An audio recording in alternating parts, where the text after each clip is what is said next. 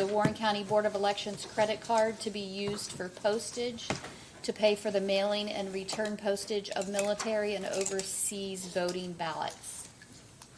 So moved. Yes. Yes. That's all that I have. Okay. Is there anything else to take care of before we go to the first administrative hearing? All right.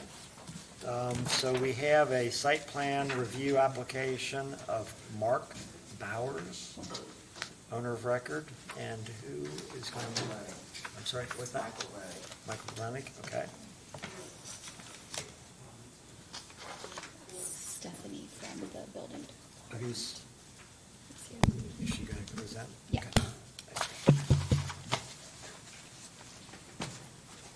Good morning, Board of Commissioners. I'm standing in for Michelle. My name's Stephanie, Zoning Inspector, Warren County Zoning. Mr. Chairman, I would recommend that you take a poll and see if there's anyone in opposition. If there is, since this is an administrative hearing, the witnesses need to be sworn in. Okay, is there anybody going to speak in opposition? Anyone? Comments on this opposition? Want to swear him in then? I think so. All right, can you stand and be sworn? Everyone. Everyone that's going to testify needs to be sworn in? Yes, Okay, you want to swear him in, Bruce? be happy to. Anyone that plans to testify in this administrative hearing, if you can, raise your right hand and stand or sit, whatever you'd like to do. This is not related to Stotler 2, because I see those folks. Let call all those out. So I see 3 people are going to testify. Do you solemnly swear affirm under oath to tell the truth? If so, answer I do. I do. And as you come to the microphone, if you would please state your name, your address, and verify that you have been sworn in. It would be appreciated. Thank you. We're here for site plan 102-2022 for Mark Bowers and co-applicant Michael Lenig, the owner. The property location is 556 Mason Morrow Millgrove Road in South Lebanon. The parcel is 1201-126-0090 with 1.003 acres with 140 feet of road frontage. The current zoning is B2 Community Commercial Business Zone. The future land use map shows it as commercial. The existing land use is residential. The zoning, that doesn't apply. The issue for consideration is site plan review for CC Locating LLC corporate office and facility. They're an underground utility provider. Use the laptop button. You have to use the laptop button. Oh, I'm sorry. Usually this works.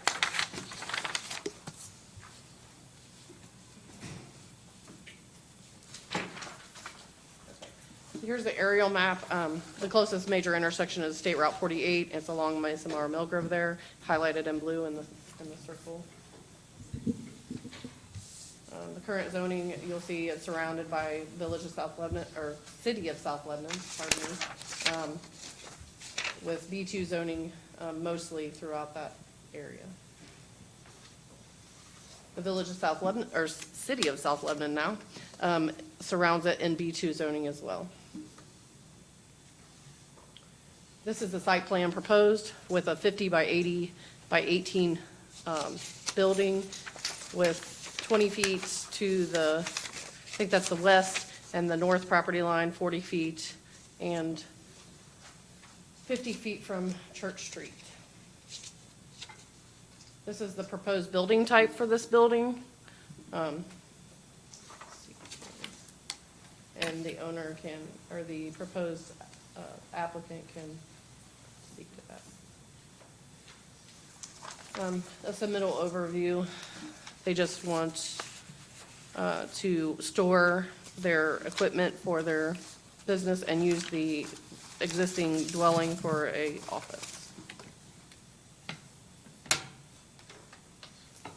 Oh, what happened?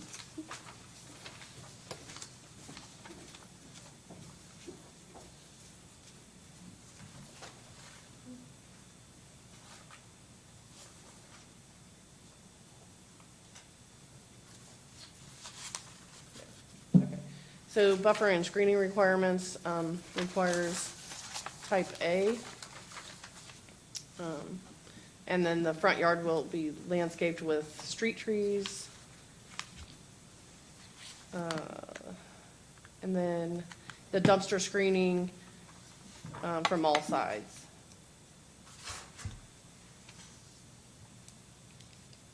I don't see an approximate location for that. Sorry about that. That's the size of the existing dwelling, and the parking for that use is 1 per 400 square feet, which equals to 4.6 spaces required for the office. Only residential lighting will be used on site, and then the signage will be separate and meet the standards of Article 3, Chapter 6. The health department commented that they don't have sewer, and the existing sewage treatment is satisfactory for the use.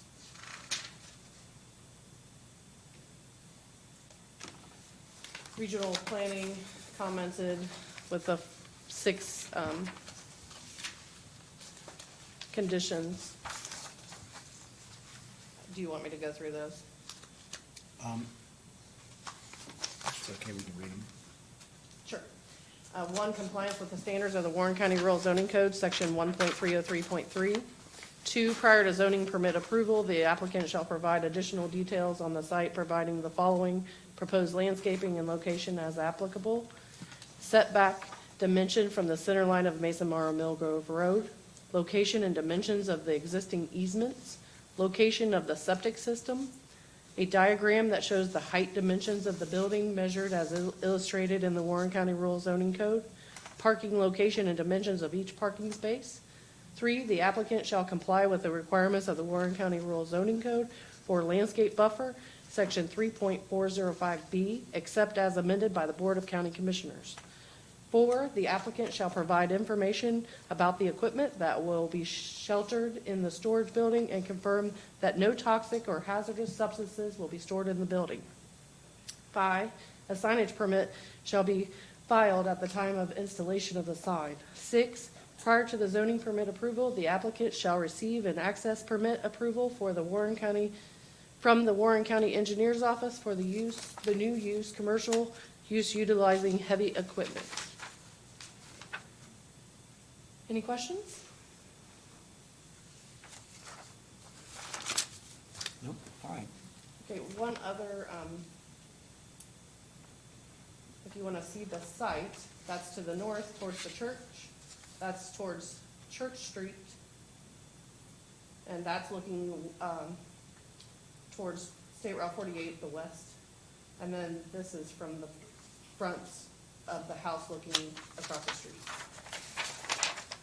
One other thing, the landscaping buffer type is A, and the applicant will speak to this, but they don't want, let me go back to the site plan.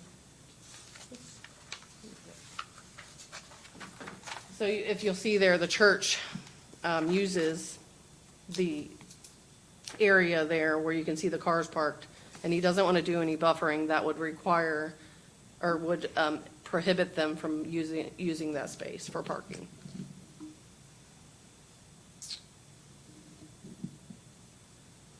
And then the review criteria, I'll set it there.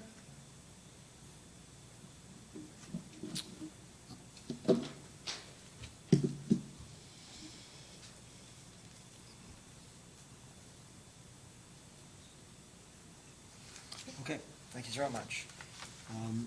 Does anyone want to speak to this matter, the applicant? I can. I mean, basically, we have a Just business, give me your name and your, Michael Lennig. I guess I'm supposed to have sworn in. yes, you are. We have a company called CC Locating. We've been in operation for 8 years. Our predominant business is directional boring. We currently have contracts with Cincinnati Bell for putting in the 2-inch conduit that you see all along subdivisions for the high-speed internet and the 5G that's being done. What we've done over the years, each of our 3 partners all have facilities where we have homes with an acre or two on it, and we've had our equipment stored periodically throughout all of those facilities. What we would like to do is, we found this piece of property that was zoned commercial. It has a house on it. I believe it's a 4-bedroom house, has a basement. What we'll be doing over time is renovating the house into more of an office space. And then what we've applied for and we're talking about today was the ability to put in a 50 by 80 metal building, pole barn type of facility with 4 garage doors to store our equipment. We have predominantly 2 large vacuum trucks that we use that need to be stored in the wintertime because they use water, and you keep having an issue with freezing and things of that nature. The building is going to be just a very simple building for putting anything in. Be simple electric. There'll be no mechanical work going on, no manufacturing going on. It's strictly for storage of equipment. And I'd be more happy to answer any other questions you have, but that's the general premise of what we're doing. As we looked at the facility of the house, because of the truck, what we would like to do is come in off of the main road, because there's already a driveway that comes in off of there. We have over 40 feet on the side, so we can bring in our 10-foot buffer for trees and still have 30 feet of a driveway to take us back to the trucks where we can park into the buildings, rather than going down Church Street or going through any of the other residential streets to get there. And you don't want to put any landscaping up because of the church and the parking? Well, that was something new. We never said that. I mean, we were told that we didn't have to. I mean, I'll plant trees there if we have to. That's not really an issue. Be honest with you, never had that discussion.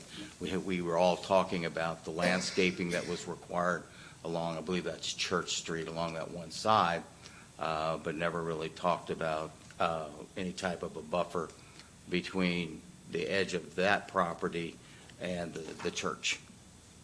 But if that is what is required, then yeah, we'll plant trees there too. Do you accept the regional planning commission, conditions? You're not, those aren't them.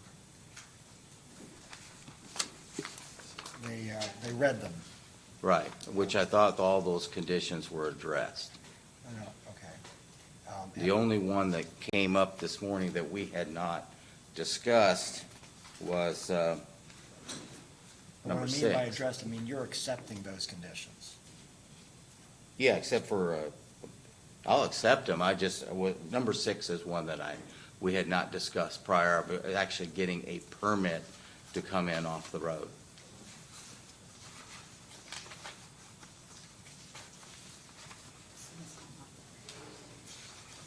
That's required, is it not, Bruce? Yes, it is. All right, so do you accept that condition? I will have to. I mean, that's the only way we can get into the property. Right, good, thank you. Any other questions? All right, thank you so much. All right. Would you like to speak to it at all? Jerry Haddix with the City of South Lebanon, 10 North High Street, South Lebanon, and I've been sworn in. Just a couple comments. I sent my comments to Michelle on Friday, but I guess she didn't get them into the packet. So just a couple things. Last year we did a updated comprehensive plan with the help of the Regional Planning Commission, and we looked at all the areas around the village and city. And in one of the areas, this was included, it was shown as a commercial center in the category. It's not really, the zoning's B2, but the future use was considered commercial center. Looking at it in the different categories that they had, In our opinion, this would be more of the industrial business park type, but obviously it's still under your jurisdiction, so I'm just providing my input here. So that was one issue. The second one is, back in 2017, we Yeah, well, actually. can I ask you a question about your first comment? Sure. Are you indicating that the South Lebanon doesn't want this located here, in this location? Is that what that, why? I'm just saying it's more inconsistent with what our future land use plan was. But there you go. you're not objecting to the. I'm not objecting to it, I'm just, Okay. as an interpretation of what our future land use showed. It's, All right. yeah. So, the second point, back in 2017, we actually extended sanitary sewer from across that property west back towards Mason Mar Mill Grove. So, as part of that project, there's actually a sewer lateral at the edge of that property. So, given that there's on-site sewage, and we'd like to get rid of on-site sewage facilities, we would like them to connect, and obviously, as condition of annex, of connecting to our sewer. Don't say the A word. Come on, what are you doing? I'll use a different word, but coming into the fold here. Yeah, I was gonna ask, there's no sewers there, but there is a sewer there. This We have property sewer, just yeah. hadn't been hooked up to it. There's a septic system there. We had discussed with everybody about making that connection, which we'd be more than happy to do.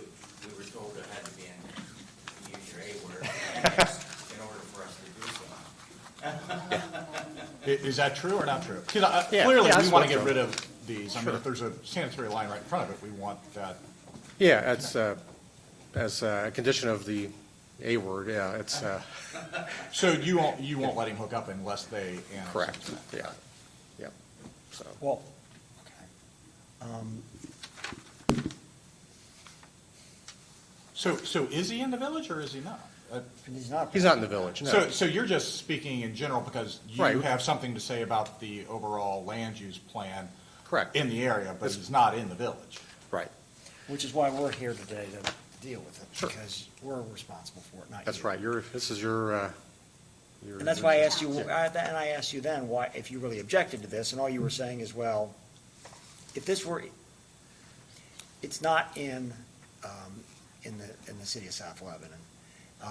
But you're saying, and I don't believe the applicant is requesting that it go on sewers, right?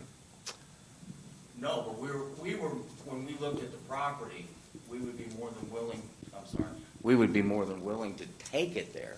It just, I don't know what the process is of What do you mean, annexing to get there. Oh, you would be willing to annex into South We, Lebanon? we have no objection. In fact, we probably at some point would prefer to be into the sewer system than to continue to maintain a septic system. Well, that's all your decision. We're not deciding that. Yeah, I'm just giving you the information that this is, you have everything in facts for you before you. Okay, well, look, Yeah, that- okay. annexation, you're the owner of the property, you can decide if you want to Correct. seek that. That's not our call. It could be something that would come before us later, but it's not on Yeah. the agenda today, and it's Right. not an issue today. So, third one, I think, one of the conditions was the access permit from the county engineer's office. I think that right-of-way is actually in the city's right-of-way, so that access permit would be from us. Okay? That's all I got. All right, so if I summarize this, you're making a comment about the usage, but of course, from our standpoint, the zoning is appropriate. If it meets your zoning, it meets your zoning. We're just, Right. we're just approving of the site plan with conditions. Are you satisfied with the conditions? Yeah, I mean, Okay. except with the access permit should be through the city and not the All right. county engineer's office. Is that what it's through, Bruce, is through the city? Pardon me again? Is I'm the sorry. access permit through the city? If it's a city street, and I don't know the answer to that. Neither do I. But you believe it is. I believe so, yeah, yeah. We maintain it, so yeah. Well, are you gonna have a problem giving them access? As long as it meets our If you are access. the ones that do the permit, Yeah, yeah. you don't have a problem giving them the access? As long as they meet all the requirements, yes. All right. Dave Mick is here. Would you know, Dave? I don't know for sure. maintains it, it's the city's. Yeah. Whoever has jurisdiction over the fine, the condition Somebody's is an gonna get a access permit, permit all right. Yeah. with the So- appropriate Whether approving it's the- authority. all right. That can be modified to say the appropriate approving authority. All right, let's do that. That's it. And Bruce, Tina reminded me, this was part of our, this is not in our deal where we gave them the water and, or the sewer service in Highland Park. This is right outside of it. No, it's next property to over. Park. Okay. Thank you so much. All right, great. Thanks. Thanks. Okay. Any other comments? And we said this at the beginning, and I don't remember everybody that was sworn in, but is there anyone else that was sworn in that wants to speak? Nobody speaking in opposition? All right, Bruce, do we need to close the hearing? Yes. So moved. Yes? Yes. And is there any discussion? Do I have a motion to approve, subject to the conditions? So moved. And yes? Yes. Thank you. Good luck with your business. The conditions are, The 6 that were read off, that were,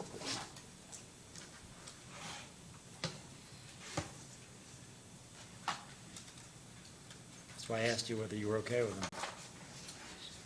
we had addressed every one except for I'm still a little unclear as to who is going to issue a permit for us to access the Be lot. the we- engineer's office.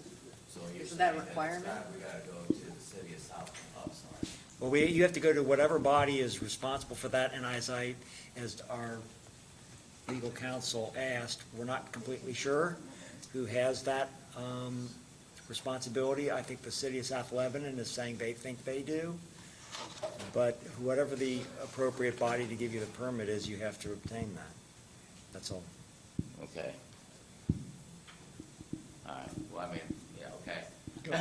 Go to the city and file an application for an access permit. Go see that gentleman right back there. He'll take care of it. And they've said they're willing to do that. You just have to follow their rules.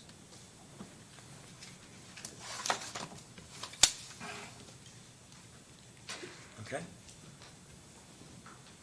All right. Are we on time to go to the next hearing? I think we are. So we now have a administrative hearing to consider the variance and appeal of conditions required for an access permit filed by Turtle Creek Investments LLC for access to Green Tree Road.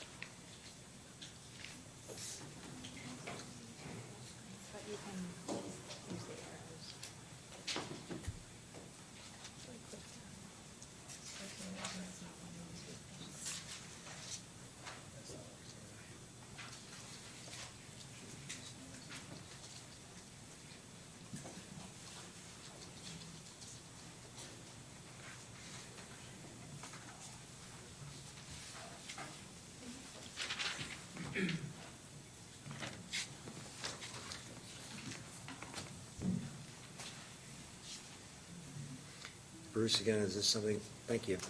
Is this something that we should be swearing in witnesses? I don't think there's anyone here in opposition, but you could poll the audience for that. If there's not, I wouldn't worry about following any formalities. Okay. Is anyone here going to speak in opposition to this variance and appeal of conditions? In opposition? Okay, very good. We'll follow those guidelines from our legal counsel. Proceed. Okay. Good morning. Here to consider the variance application from Turtle Creek Investments. Turtle Creek Investments proposes to develop a 87-acre subdivision on Green Tree Road. We're between Union Road and Shaker Road. more specifically Shaker Run Boulevard, 750 feet east of a proposed intersection, and 425 feet from Meadowview Lane. The applicant proposes to locate develop 198 residential lots on the north side. Currently, there's a 3-lane section of roadway on Green Tree Road, including a center refuge lane and a through lane in each direction. Center refuge lane extends about 2/3 through the development frontage, just beyond the driveway for 4833 Green Tree. 198 lots is approximately 2,000 vehicles a day, so it'd be a fairly active subdivision street. On the peak hour in the afternoon, you'd see on average about 2 vehicles a minute enter in at that location and 1 vehicle a minute exit on average.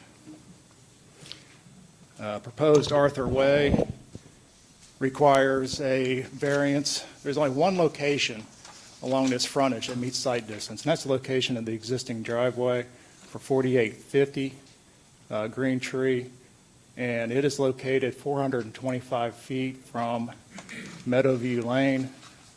The required spacing by our access management regulations is 750 feet. There are only 28 lots on Meadowview Lane, so no objections from our office on that part of the variance request.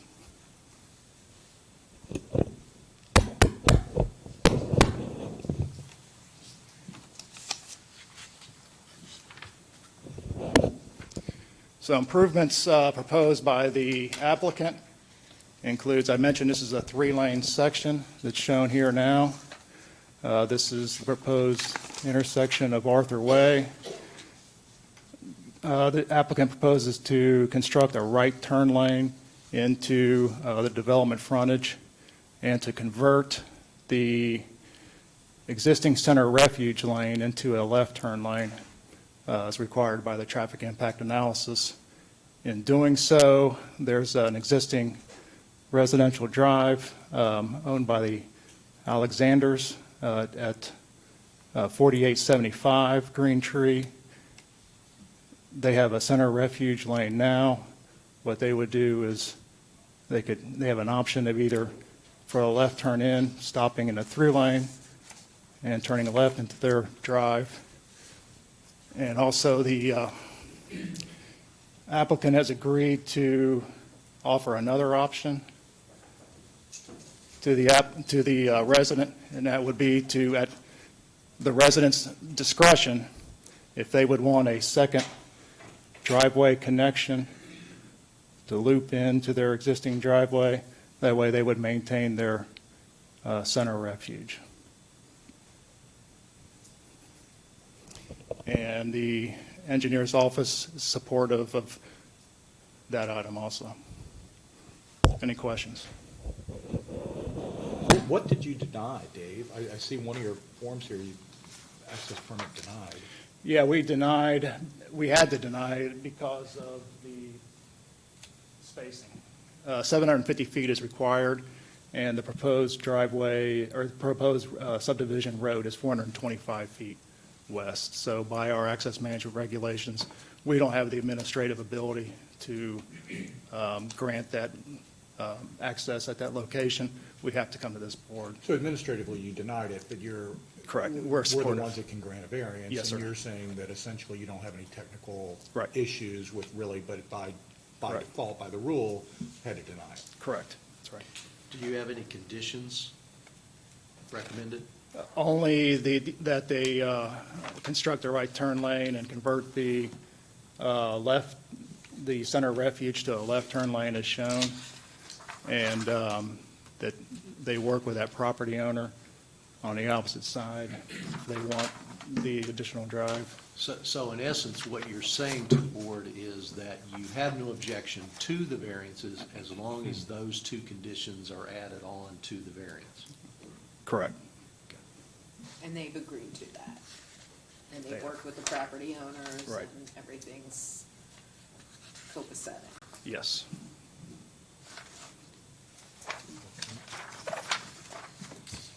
Is that your entire presentation then? Yes, sir. All right. Does anyone else want to speak to this issue? Is that- Yes.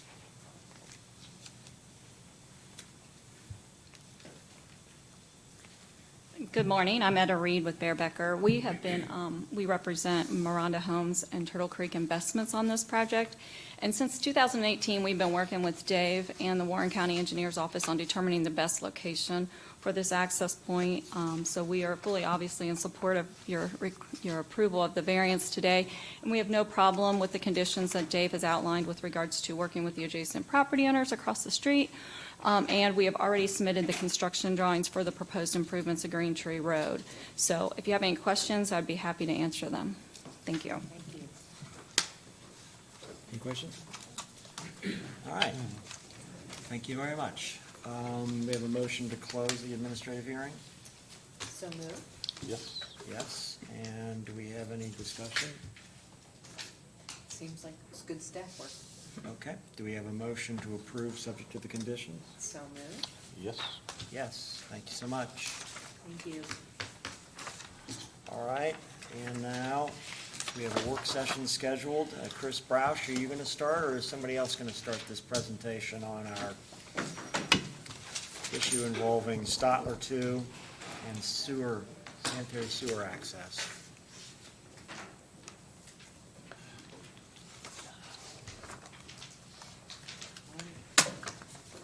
Good morning, Commissioners. I'll go ahead and start this off. We received a request from Ken Campbell about 2 weeks ago to meet with the Commissioners and to talk about the Stotler 2 subdivision, specifically sanitary sewer service to the Stotler 2 subdivision. If you recall, Stotler 2 subdivision has a long and varied history that dates back some 20 years. I think of the Commissioners on the board. I think, Dave, you're the one that probably has the most knowledge of this, since you have that tenure that goes back that far. It's located on Mounts Road, and it is planned to have 371 residential lots on 171 acres.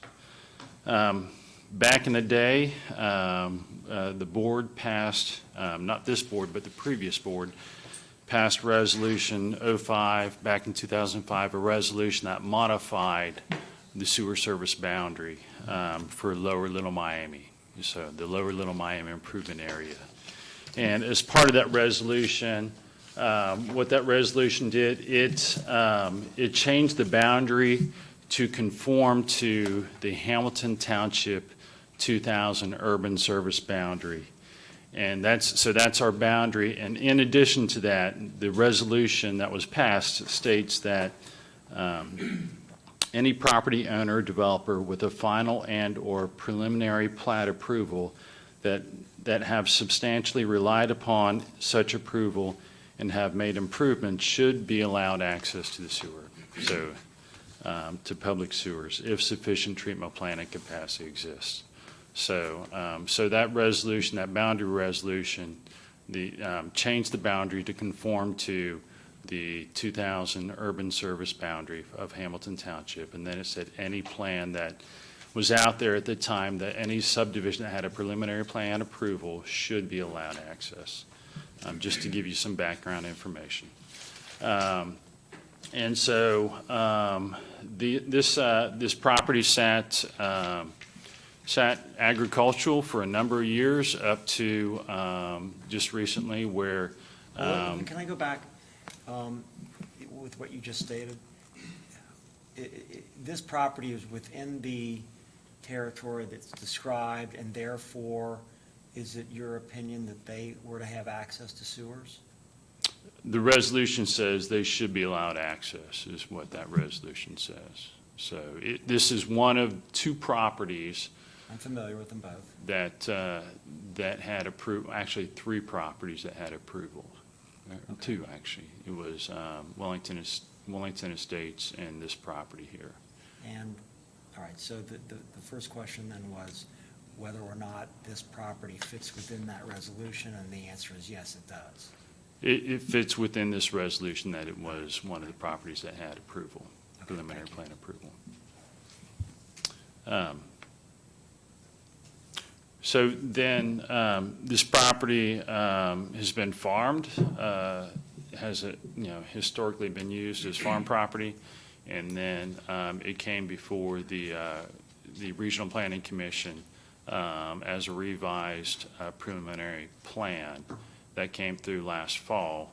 And then the Planning Commission issued a letter to the developer with conditions of approval for that preliminary plan. And that letter from the Planning Commission, which was issued in October, condition 2 of the plan approval states that the final plan approval is contingent upon the Board of County Commissioners determining with legal advice from the County Prosecutor's Office whether the Statler II development is grandfathered under the 2005 settlement agreement and entitled to access sewer service to their 371 homes. So basically, condition of approval was that they confirm with the county prosecutor's office that yes, they are entitled to that sewer service. So actually, get approval from you with advice from the county prosecutor's office. So that's why we're here today. So Ken Campbell, is here today to talk about his request. And so at this point, I can certainly turn it over to Ken. Okay, well, before we do that, what's the procedure we're engaged in right now?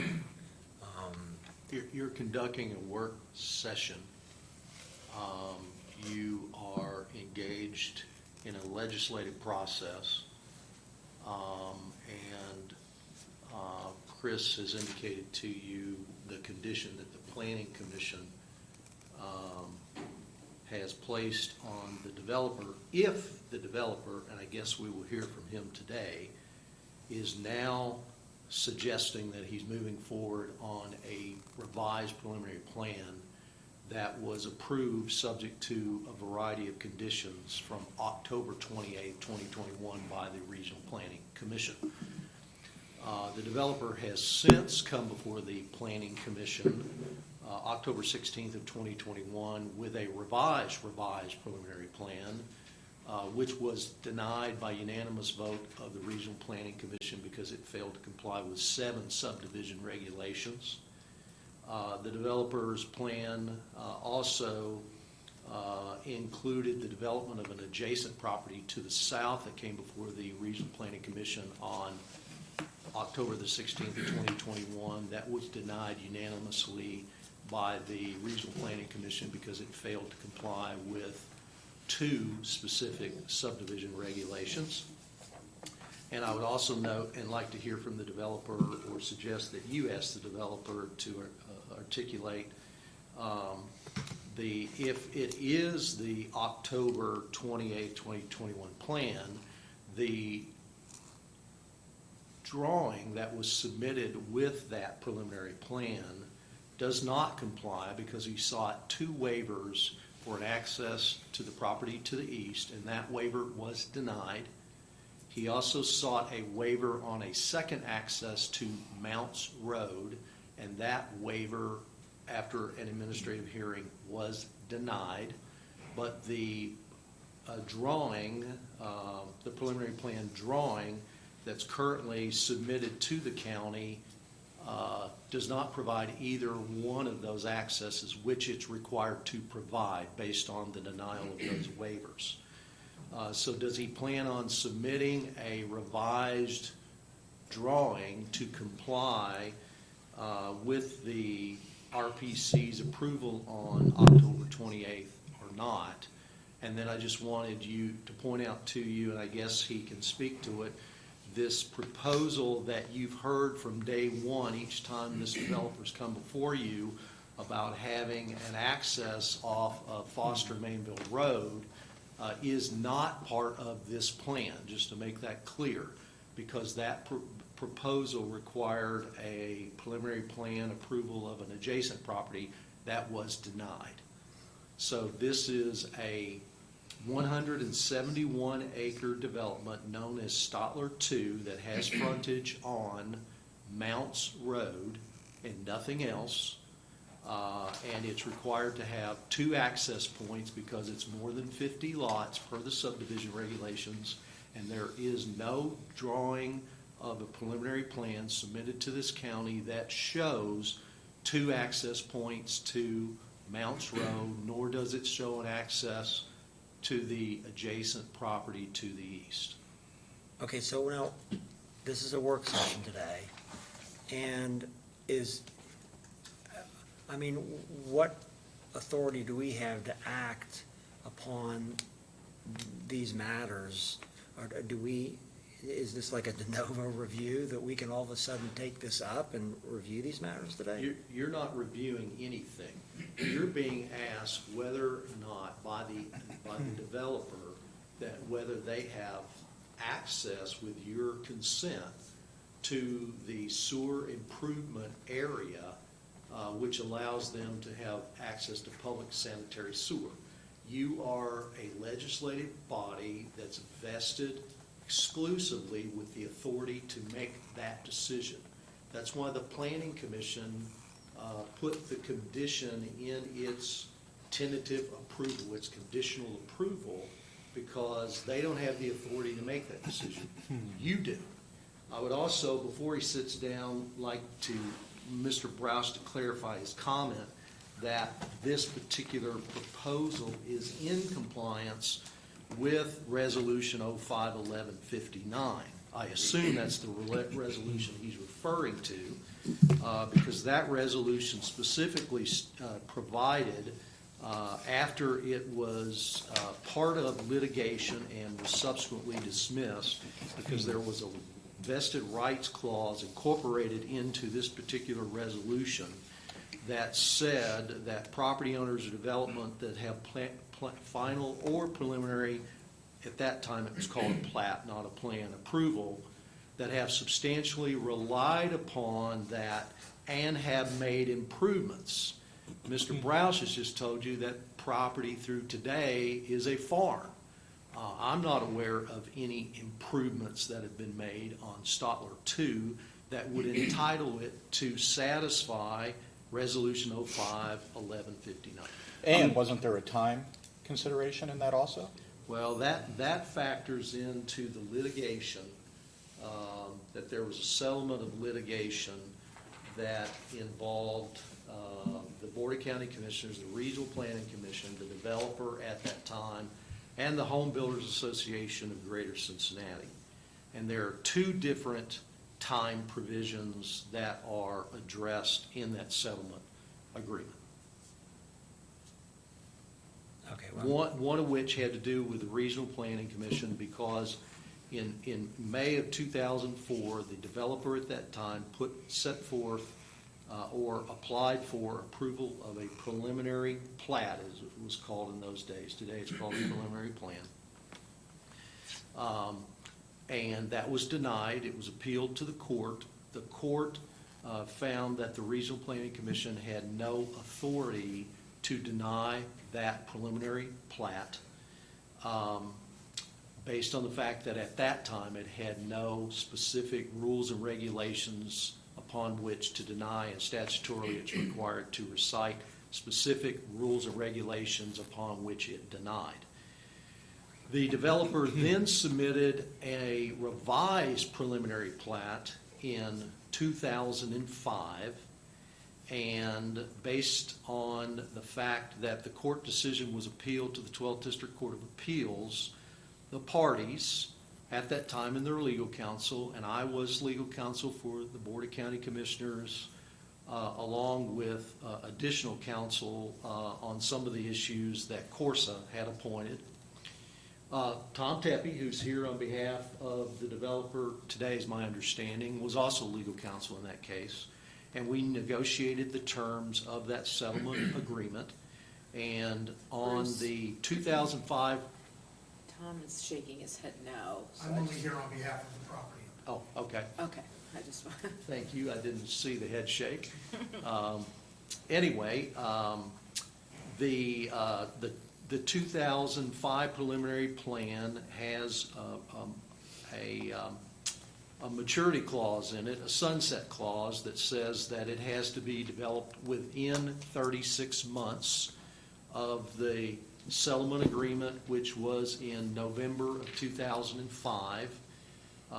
Mr. Brouse indicated that it's still a farm, so nobody took any action. Planning Commission representatives are here, and they can tell you nobody took any action to do anything within 36 months.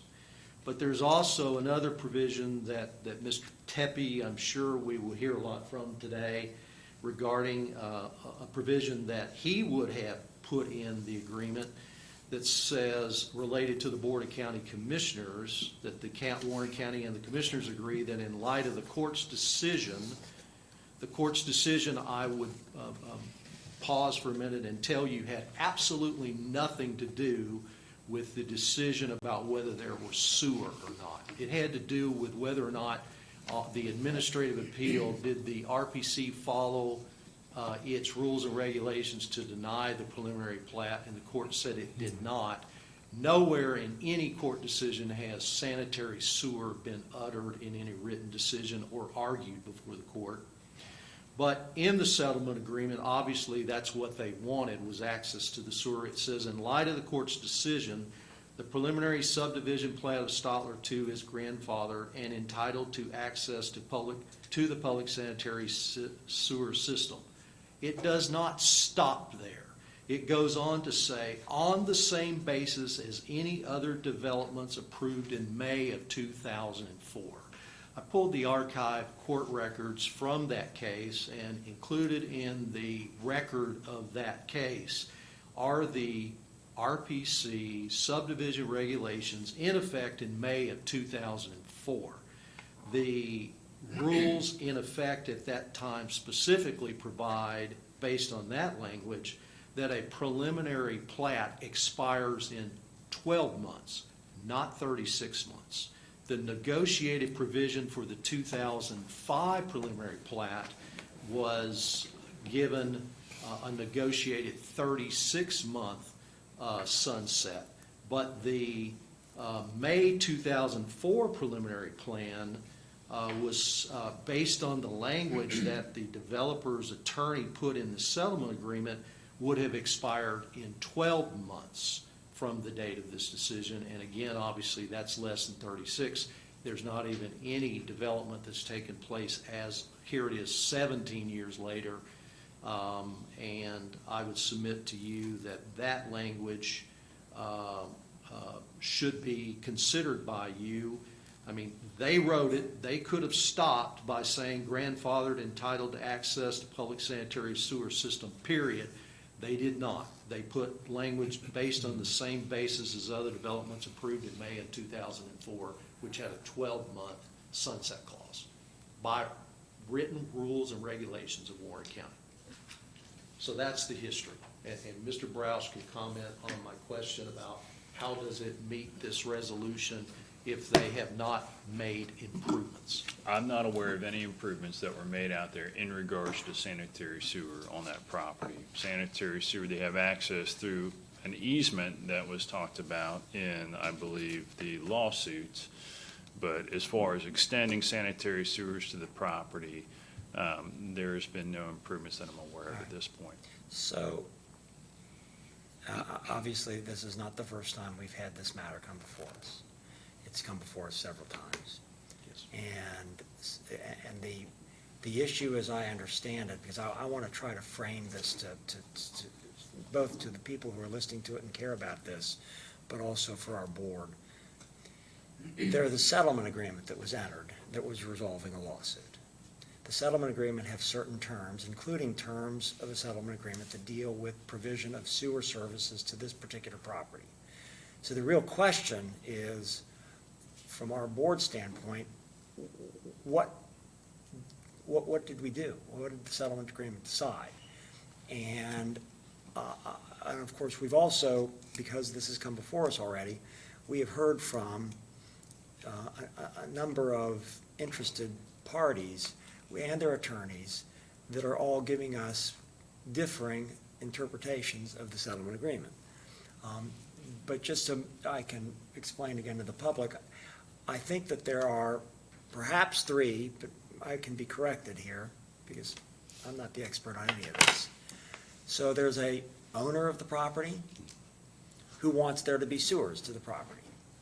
There is a developer who probably has a contract but has not consummated any of that, but obviously has done a lot of work to develop the property. And there was one previously that was involved with the settlement, and they wanted to have sewers. Today, I believe that there is also another interested entity, which is Hamilton Township, because it's in Hamilton Township, and they have an attorney who has written to us and indicated that they don't want the sewers. Am I getting all this right? Okay. So there you have it. And as I understand it, one of the things that we're being asked to look at seems to be a legal interpretation of this contract. And what does it mean? Which I think that our board is singularly not really equipped to make those determinations, but nevertheless, we have the authority to make that determination. Is that right, Bruce? Yes. Are we being asked to make that determination today? I thought that I'm not sure we are. the developer had asked to present to the board. I'm just framing the issue that I think we've been presented in the past. I'm not sure what we're being asked to do today because it's a work session. I don't know that I completely agree with you, because I think this is completely within the purview of this board to make this decision. I think that's what the law provides. I like to keep these things simple, and Bruce, correct me if I'm wrong. There's only really two questions before us. There's a question, and I'm interested to hear from the developer, that there is a settlement that was interacted, stuff that went on in 2004, settled, court got involved, this board passed a resolution, which I was part of in 2005, that had a settlement. And it was negotiated, as you said. There were absolutely, every portion, every sentence of that was negotiated, including the fact that there was a 12-month time frame to get things in, but in reality, that wasn't quick, or that was too short of a period, so let's negotiate it to 36 months. So those were all negotiated. So the only questions before us, as I see it, is the developers coming in and saying, we're assuming there is a settlement that's still germane to the discussion today, and here are the parameters of that settlement, and we have a development proposal for today. And so question number one in my mind is, does that development proposal meet the requirements of that proposal that was entered into in 2005, which would have gave it some sort of a standing to even have a development proposal in 2022? That's the easy question. Does it comply or does it not comply? The more difficult question, which I don't even know that we have to answer right this second, because that's question number one. The more difficult question is, does that 2005 development settlement still apply to us? Because there were certain provisions that were not met in 2005. So is it even still relevant? But the first question is, we don't have to answer that difficult portion if part two, if this development proposal doesn't exactly, in my opinion, comply with every provision of that settlement, then it's, in my opinion, we're not even talking about it. Okay, well, let's see if I can unpackage that. So, to the audience and the people who are interested, we obviously have interested people here. So there is a settlement agreement that discusses a specific site plan. Is that right, Bruce? A specific plan for how to develop this piece of property. Not a site plan, a preliminary Okay. plan. Preliminary plan, and that preliminary plan set forth, density and where houses were and how this would be structured. And I think what my colleague Commissioner Young is saying is that that settlement referred to that site plan, and if that site plan, which has not been obviously the new developer is not asking to do that site plan. And so then there's the question, is this your first point, is that because that site plan, the original site plan, is not being proceeded upon, but a new site plan is being proposed, that it doesn't fit within the original agreement. That's your point? Okay, and I understand that point, and I think that the lawyers are going to argue about that. And then the question is the agreement that was entered into, does it have a separate grandfathering of the right to have sewers that's independent of that site plan? And that's another legal question, but today, we have a work session where I think that there is a request by the owner and/or the developer and/or both, opposed by the township perhaps, with regard to having an independent expression of an opinion from this body as to whether or not that agreement that was entered long ago grandfathers sewers to this property regardless of the site plan. Except for, so you factor into your analysis as well. What Mr. Brouse is telling you is there is a resolution of the Board of County Commissioners that sets the boundary of the sewer improvement area. This property is not in that boundary. The only way this property could potentially have sewer outside the geographic boundary is pursuant to that settlement agreement.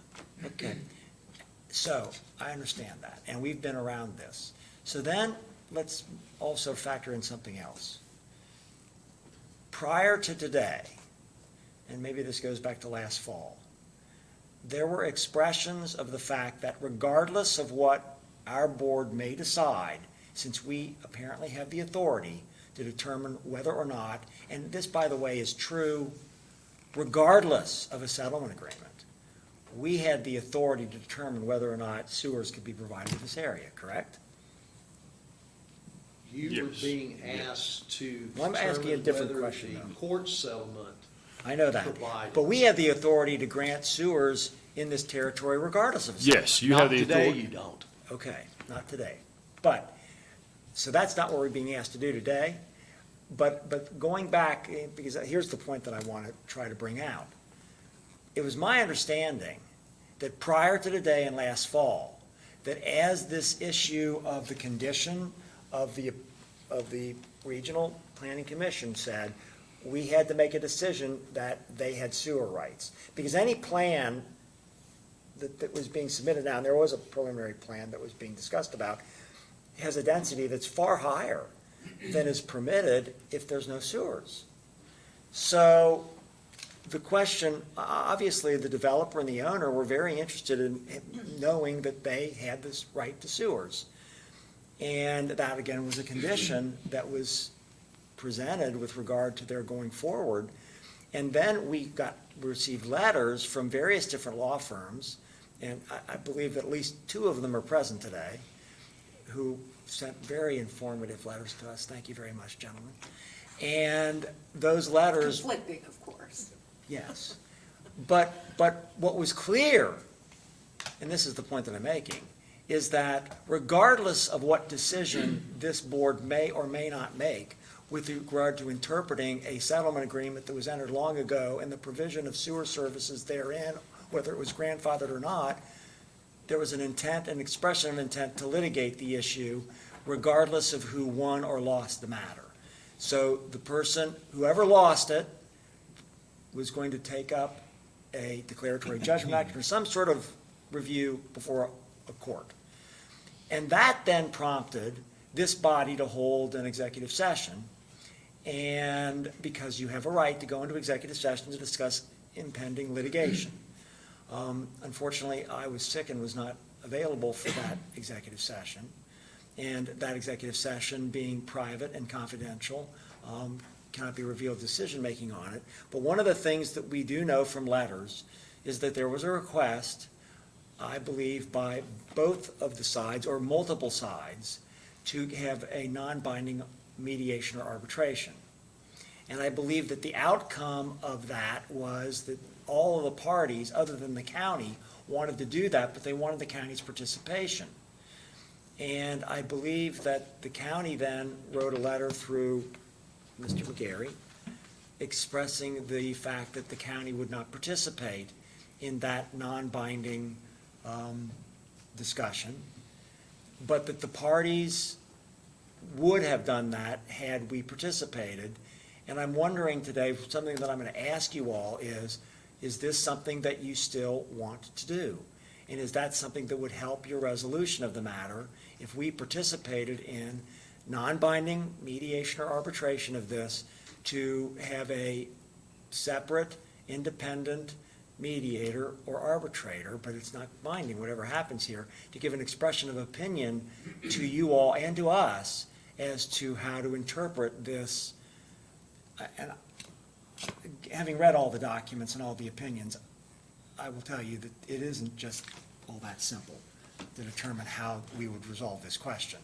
And so I'm wondering whether or not the best route to go forward right now is to allow them to mediate if that's what the parties that are actually in opposition would like to do. So I just throw that out. This is a work session. I want to hear from the people that are opposing, and maybe the audience too. There's maybe some people in the area that have expressions of opinion, but really, it seems to me, unless I'm wrong, that what we as a commission are faced with is a legal question, a legal interpretation of a contract that, to me, is not completely clear. Okay. Is there anything else you guys would add to that? I disagree with your assessment, but that's fine. Okay, I'm just framing the issue, that's all. Very good. If I might add one thing to it, just for clarity purposes, the proposal came from some entity, being Hamilton Township, that was not a party to the litigation. And also the proposed non-binding mediation that was presented to me by counsel for the developer, not the owner, was to limit the amount of information that would be provided to this mediator, which made no sense whatsoever. Okay, well, I'd like them to discuss that. All right, thank you so much. Anything else, guys? I don't think that, from what I'm hearing, I don't think the developer is represented by counsel here today. Okay, well, you know, this is gonna be a free-for-all here, so you guys. I don't think so. I mean, I don't think so at all. I mean, I was just trying to frame the discussion. And again, it's a very valid discussion. I don't know what you all are proposing, so I'd like to hear from you. What are you proposing? Because again, I've been very clear from day one, I don't know that this settlement of this lawsuit is still relevant today. That is an open question in my mind. I personally don't think it is relevant. But what is clear to me, that this is outside of our sewer improvement area. Period, end of story. The only way that there's sewer available to this particular property is through this litigated, agreed-to settlement, which has very discernible, defined terms to it. And so if this development, that's my only question, does this development that's proposed comply with those standards or agreed-to settlement from 2005, or does it not? That's my open question. Okay. Okay. If I might, Mr. Chair, and I know that it is getting long, but can we have just a 2-minute recess, please? I don't want to miss the conversation. Please. But All right,